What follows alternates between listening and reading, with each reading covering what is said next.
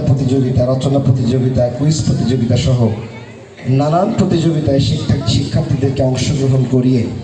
তাদের মেধা বিকাশের জন্য আমরা কাজ করব এবং গত বছরে ন্যায় এই বছরে আমরা আরও সুন্দরভাবে আমাদের এই প্রতিষ্ঠানটিকে সামনের দিকে অগ্রসর করার জন্য ভূমিকা আছেন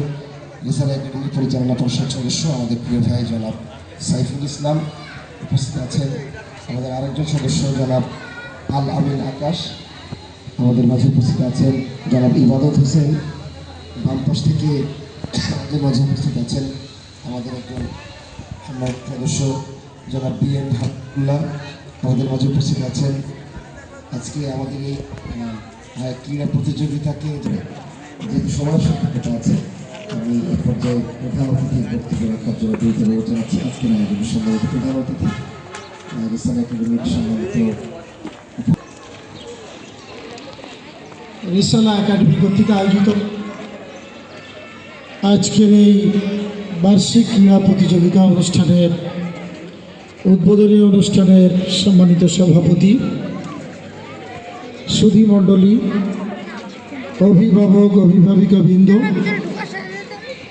সম্মানিত শিক্ষক শিক্ষিকা মণ্ডলী,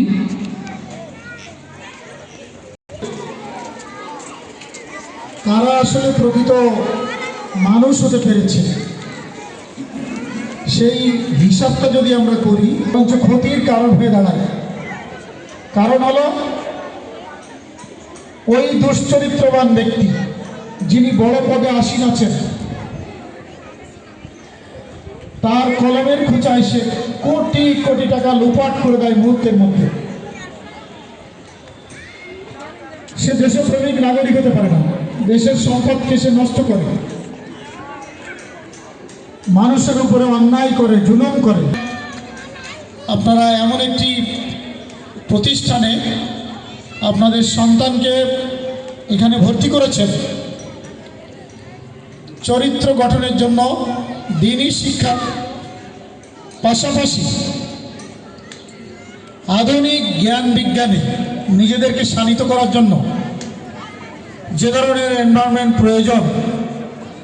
এই প্রতিষ্ঠানটা তার যাত্রা লগ্ন থেকে সে ধরনের কার্যক্রম শুরু করেছে।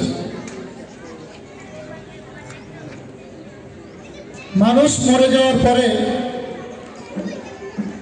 তার ভালো এবং খারাপ কোনো আমল করারই